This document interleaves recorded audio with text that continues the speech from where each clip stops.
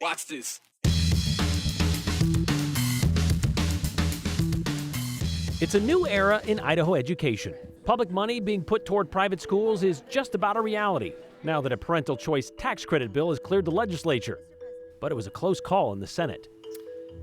Meanwhile, on the other side, the House had their own lengthy debate about how to make Medicaid more restrictive. Everybody says that, and it's just like a lot of misinformation that floats around this world. If you keep saying it, it doesn't make it true. So what's the story with Boise's beloved strips of battered beef? We're uncovering the truth behind finger steaks, and yes, the torch has a huge hand in it. Any school choice measure I would consider must be done the Idaho way. That means it is fair, responsible, transparent, and accountable. And that is what Governor Brad Little said during his State of the State address at the beginning of the legislative session when he said he was setting aside $50 million in his state budget request for a school choice bill. It has to be fair, responsible, transparent, and accountable. And since day one, we've been watching House Bill 93, co-sponsored by Senator Lori Den-Hartog and Representative Wendy Horman, that claimed to cover all 4 points of concern. After clearing the full House, today it faced its final hurdle before facing the scrutiny of the governor, a full Senate debate. It was close, but it cleared it. 20-15 was the final tally. And to get there, Senator Den-Hartog stood up to say her bill is fair, responsible, transparent, and accountable. Fair because she said it's open to anyone who wants to apply during the 60-day window to sign up. Den-Hartog says House Bill 93 is responsible because it sets a cap of $50 million. But the debate was about whether it would be responsible to do it at all. This bill is not the boogeyman. This bill is not going to defund our great public schools that we have in this state. This is just another avenue for more option in our state. It's what it is. I don't think it's just for me. It's a tax credit.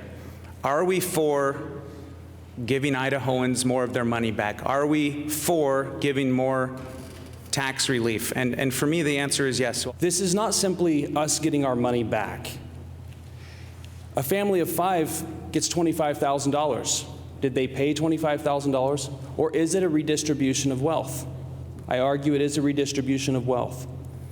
This is government funding private education. The other one I hear is civil rights. That troubles me when I hear people say this is a civil rights issue of our era. I wonder if they were alive back in the 60s and 70s when we really did have these issues with civil rights and they knew what it was about. I think the civil rights issue is that this legislation provides an opportunity for us to institute publicly funded discrimination. The discrimination Senator Lent referred to is the fact non-public schools can turn down applications of anyone for any reason. Special needs, low performing, disciplinary issues. Okay, so what about transparency? Senator Den-Hartog pointed to the requirement of a tax commission report. However, Senator Cook, Kevin Cook that is, stood up to argue that, saying because it is a tax credit, it never shows up in any state budget. So you can't exactly track any of the $50 million. Senator Cook, a member of the Joint Finance Appropriations Committee, then quoted the bill's co-sponsor, Representative Wendy Horman, who also happens to be the co-chair of JFAC. He quoted her during a meeting of that committee last month. JFAC prioritizes transparency and accountability in state budgets. So with that, in the quote there. With that in mind, House Bill 93 is contradictory to what the co-chairs were saying. I do not believe 93 is transparent. As we've seen, it doesn't show up in your budgets. It's not there. The biggest issue most people and many lawmakers have with House Bill 93 is the lack of accountability. It puts no requirements on private schools or on homeschool kids. And every time that was brought up, we were told the accountability is on the parent, both in not lying on their taxes, because that's already illegal, and in determining if their child is getting the education they need. Oh yeah, there's also a parent satisfaction survey. This bill isn't about school choice. It is simply cutting a blank check for a certain few using taxpayer dollars. No business would hand out millions of dollars without accountability. Why should the state? We trust the individual and there are severe penalties for people who abuse the system. We can and we should trust in the integrity of our fellow Idahoans who will avail themselves of what H93 offers. So it's about trust. Well, Idaho is now one governor's signature away from having a parental choice tax credit option to pay for non-public schools. Should Governor Little sign it, the application period would begin in January of 2026. And when we asked Governor Little what he thought about this bill, does it meet his criteria, we were told he doesn't comment on pending legislation. Okay, so now that school choice has been settled, talk of taking a step back on Medicaid expansion will likely take center stage at the State House. Today, House Bill 138 was on the floor of the House for nearly 2 hours of debate. The objective? To put some safeguards on Medicaid expansion, adding 11 conditions for those using the program. Things like work requirements for those that can work, like 20 hours a week. It also puts a cap on enrollment, even limiting how long a person can be on the program. Medicaid expansion was voted on and voted in by more than 60% of Idahoans back in 2018. So Hunter Funk was there today to listen to that debate, I should say, this morning. So I guess the question is, how did that debate go? Yeah, it was quite the debate, and the party didn't matter. Both people on both sides were passionate about both sides of the bill. Proponents of the bill say there's too much spending and that this legislation ensures Medicaid dollars are redirected to those who truly need it. They say these conditions set forth will help control the spending. There's far too much waste. There's far too much fraud. This is not a hard decision. This is a wise decision towards a sustainable future and a sustainable program that we need to maintain. Sometimes you have to rip the Band-Aid off. Sometimes you have to tell them you need to go work. It is not sustainable, and nothing we have tried so far has worked. Looking to the other side, critics argue this will hurt rural hospitals who rely on Medicaid expansion for their clients. There will need to be more staff to handle the waivers required in the bill. It's impossible for people to meet all of the guidelines, and it's a step back from the legislation that was passed several years ago, which thousands of Idahoans advocated for. It took thousands of people almost killing themselves to get this through. That is how desperate the people of Idaho were for Medicaid expansion. I think the intention is good. I think that we can work together to find solutions, but this is not it. This will repeal Medicaid expansion because it is not possible. We're talking about big numbers, and I get how important it is to be careful with taxpayer dollars. I understand the need to pursue waivers, to get costs under control. But I think it's equally relevant to understand that there is more than just the top line number that we need to look at when we assess what we are going to do with this program going forward. And the vote there was tightly contested, with 38 voting in favor of the bill and 32 voting against. Now it's headed to the Senate. Again, it was about a 2-hour-long debate. Yeah, not sure if that's veto-proof, so we'll see what the governor does. Should it advance any further, it's heading to the Senate, as you said, next. But it is interesting.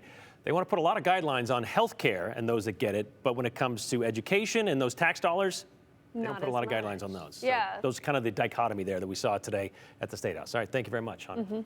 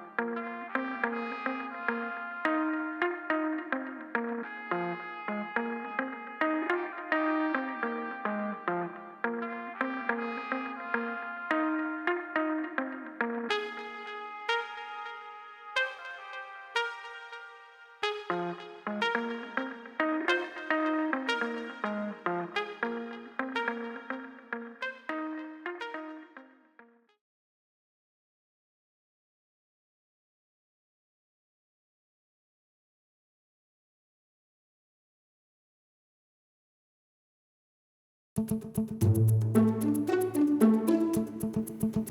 right, what you're about to see is the culmination of a couple-year quest. Back in 2023, as KTVB was celebrating its 70th anniversary, we mentioned television being invented in Idaho, or at least the idea of it. Philo Farnsworth came up with it while working his family farm in Rigby. And that led us to listing a few other Idaho inventions, like the chairlift in Sun Valley, the Pulaski tool in Wallace, the blue turf in Boise. Well, that day, many of you chimed in to say, hey, what about the finger steak? Well, for those folks and those newcomers who have no idea what we're talking about, here's the story of finger steaks, which isn't as clear-cut as you might think. The lunch rush at Lindy's Steakhouse Morning, Jack. doesn't usually begin until Jack Smith sits down with his Sudoku. I made a mistake already. Jack's been eating lunch here every day since we opened. Lindy's has been a meat lover's waypost on Boise's western edge since 1996. And we're still here. Almost entirely because of what's been on their menu. Take a hamburger? Since day one. And fries? Well, no, not that. But Jack certainly knows. They're damn good. What brings in certain carnivore connoisseurs. Thank you so much. Welcome. Finger steaks, because they're the best thing ever. You're known for finger steaks. Yes. The best thing ever here. Yep. Just like the flavor. It's just like the most different kind of like finger steak I've ever had. Best finger steaks in town. I think so. And if you don't say the best, the most unique. Bob Tinker has worked at Lindy's for more than 20 years. Best way to describe it, think of a chicken strip, but with beef. And now think of the most flavorful, tender chicken fried steak you've ever had, cut into strips. Bob says it's the most ordered item in the restaurant by far.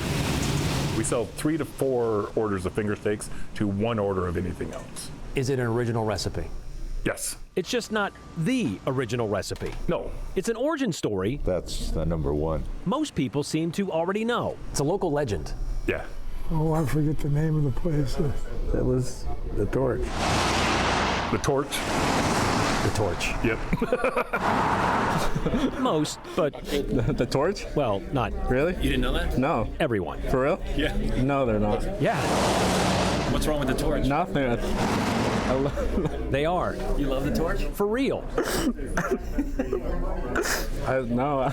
Now, many of you may be thinking the same thing as Anthony, and maybe you're just as embarrassed. And that's probably because the menu at the Torch these days is focused on certain other body parts. And while the building under the blaze will always be known as where finger steaks began, who fried that first finger continues to be a controversy.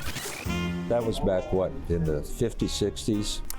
Actually, the story goes back to the 1940s, when the Torch was already a fixture on the west side of town. Also a fixture around town, local landlord Floyd Johnson. When I was a kid, I grew up riding around with him in the old bright red Chrysler collecting rent. That is Floyd Johnson's granddaughter, Shelley. She says her grandfather also had slot machines scattered from North Idaho to Las Vegas, which meant he'd put a lot of miles on that Chrysler collecting cash. Shelley says that changed in 1946. My great-grandmother wanted to keep Grandpa's income local because he had a family to raise. And so she helped them buy the Torch. The Johnsons had no background in running a restaurant. Other than my grandma just knew how to cook like crazy. But that didn't stop them from a grand opening Memorial Day weekend, 1947. The Torch Drive-In came complete with car hops and a built-in menu. They had a variety of burgers, sandwiches, fried chicken. They also had something called finger-eating chicken, which Shelley says laid the foundation for a Floyd first edition. He's a beef guy. You know, growing up, we always had steaks, and you know, that was what we ate. So his idea was, let's serve these chicken finger things in a steak version. Yeah. And who came up with that recipe? Grandma. She made it. Yeah. I mean, creating a breaded product back then wasn't any big deal. It was, you know, dry ingredients and throw in a wet and season it and dip it. Was there a recipe for it? Yes. I have her old recipe book from when she cooked at the Torch. Is it in there? Yes. Shelley says the success of the cafe led to adding a dining room and bar in 1949. Then the name was officially changed to the Torch Lounge in 1951. Shelley says she's confident the idea of finger steaks sparked to the torch in the late 1940s because, well, her grandmother, Shorty, stopped working there full-time in 1953 to raise her kids. And shortly after Shorty stepped away, two other men entered the picture, Milo Bybee and Willie Schreier. That would have been mid to later 50s, yes. Milo and Willie Were there at the same time both worked at the torch. for my grandparents.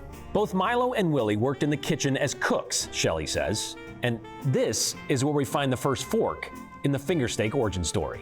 They were both working at the restaurant, and how I heard is the personalities were big and somebody had to go, and it ended up being Willie. You see, Willie Schreier left the torch in 1959 to start the Stagecoach. But according to the restaurant's website, while Willie owned and operated the torch, he created an Idaho original, finger steaks. Not exactly so, says Shelley. While Willie may have operated the torch for a short time in the late 50s, finger steaks wasn't just a wonder of Willie. Did he have anything to do with the development of finger steaks at the torch? I think they all did. Wait, they all did? I think they all did. That's because there's actually another claim to this creation. My name is Valerie Bybee Pena. Valerie Bybee Pena also has a stake in this saga. My stepfather was Milo Bybee. Valerie says her stepfather, Milo, first cornered the idea of the finger steak in Winslow, Arizona. She says he served them in a restaurant there before World War II. A stint as an Army cook, another as a butcher for the Bureau of Land Management, and Milo ended up cooking at the Torch in Boise, working first for Floyd, Shelley's grandfather, then Willie Schreier when he took over. And they would decide what was going to be on the menu that day. So it was my dad who was determining that finger steaks would be on the lunch menu. You're saying that Milo Bybee brought finger steaks to the Torch, therefore to Boise, therefore to Idaho. Yes. In fact, the first ad we found for Torch finger steaks wasn't until 1956. And by then, it looks like they were already famous. He already had it perfected by then. He didn't need anyone else's opinion of how it would be done. Okay, so if you're keeping track, there are now 3 dibs on this dish. Shorty, Milo, and Willie. But not really Willie. So maybe credit should come down to who has their hands on the original recipe. Both Shelley and Valerie agree. It's not the recipe you've seen floating around Facebook. That's not the real one. Okay. That's not the real one. And both say the original was never fully written down. There are way too many ingredients in the recipe to be the original recipe. But it did have a list of ingredients, Yes. just not quantity. Yeah. Do you remember them? Yes. What are they? I can't tell you that. There's an ingredient that is not listed on anything that I've ever seen written down and posted online. And that's how you know it's real. I can Or look not at a real. glance, yes. Valerie says when Milo would give out his finger steak recipe to friends, he would change a couple ingredients. It was never the recipe. Do you still have the recipe? I do. My folks asked me to keep it. Have you ever shared it? No, just my kids and I. Okay, so there's some common ground. The real recipe isn't out there, but nobody's giving any ground on who has the real one or who really came up with it in the first place. Because people are passionate and everybody wants their story to be true, including me. You think this will settle it? No. No. So whether your story, it was Milo Bybee, that's the story you're sticking with. Oh, I'm sticking with it. I lived it. Or, but this is the real story. Yes. It was Shorty Johnson. It's my story. It's my family's story. The story of finger steaks we all seem to share. That is so good, dude. It's an Idaho thing, kind of like fry sauce. Don't even start with fry sauce. Because we all know fry sauce started in Utah, right? We all know this. Anyway, well, the Torch didn't become the Torch as we know it today until 1983, according to business filings with the Secretary of State. However, Shelley told us the property stayed with her family until 2017 when her uncle Rod Johnson sold it to the current owner, that'd be Mans Montgomery. Which brings us to another legend linked to the finger steak saga. When Mans moved into the Torch in the 80s, allegedly, there was a finger steak recipe just kind of pinned to the wall in the kitchen. Well, Mans declined to speak to us for this story, so we were unable to confirm if that story was true. But there are several spots around town that still, to this day, serve finger steaks, and you may have your favorite out there. But what are the chances we'll ever see the original recipe served publicly again? Well, we do know there could be a couple of contenders out there. One we don't have a lot of information about, but Shelley did tell us she has secured 2 trademarks and is working on a copyright and could be collaborating to bring back the original recipe torch finger steak along with their onion rings. So stay tuned.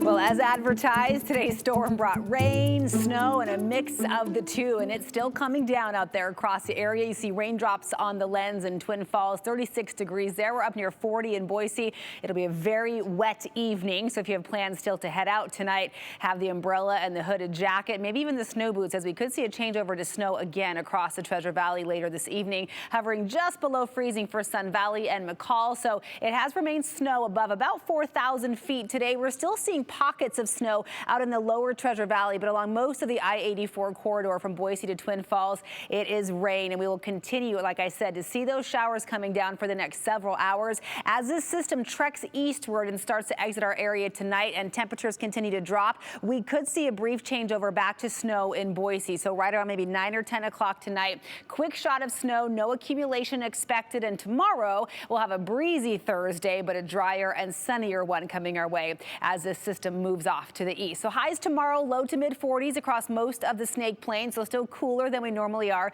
for this point in February. Mountains will see highs in the mid 30s with a few light flurries possible early in the higher elevations, but mostly sunny skies. Some fog also possible tomorrow morning. Sunny on Friday, then look at those temperatures rebound over the weekend. In fact, by Monday, we're back into the 50s with some rain coming in, though, on Sunday.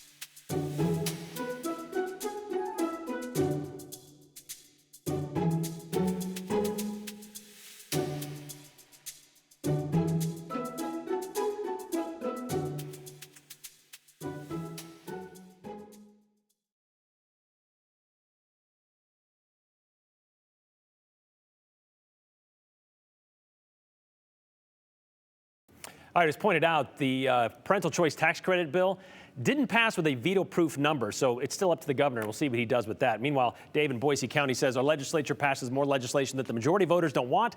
Clear demonstration of the contempt they have for voters, and still we put them back into office. How about a staunch conservative here? Parental choice tax credit is a bad idea. $5,000 for one child far exceeds what taxpayers' portion of taxes would go towards education. Where's the rest coming from? That would be, well, the general fund. Actually, it's just not going into the general fund. I've not been a parent. I've paid my taxes to help support public schools. I don't support private schools funding. Where do I sign to get my money back? You don't. You still got to pay for public schools. Thanks for the story about the torch. My mom and aunt knew Milo, and have memories of a young girl sitting at the table with my cousin eating finger steaks. My mom returned in Boise in 1990, went back and pulled in the parking lot and realized that's probably not a place for us to get finger steaks anymore. That's a good point, Carolyn. I love the finger steaks back in the day at the Torch. I've continued to stop in weekly for years to see if they're ever going to bring them back. I'm not a quitter, says Brad. He's going to check again tomorrow. We'll see you there. Continue with us and watch free now on the KTVB Plus app everywhere you stream.